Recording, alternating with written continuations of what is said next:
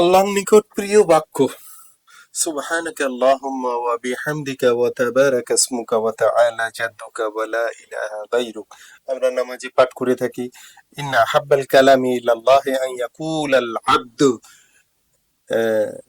তো এই সুবহানাকা আল্লাহুম্মা ওয়া বিহামদিকা ওয়া তাবারাকা ইসমুকা ওয়া তাআলা জাদ্দুকা ওয়া লা ইলাহা গায়রুক, এটা যদি আমরা দৈনিক বেশি বেশি পড়ি তাহলে অগণিত সওয়াব তো পাওয়া যাবেই যাবে, সাথে সাথে আমাদের নাম জিকিরকারীদের খাতায় লিপিবদ্ধ হবে।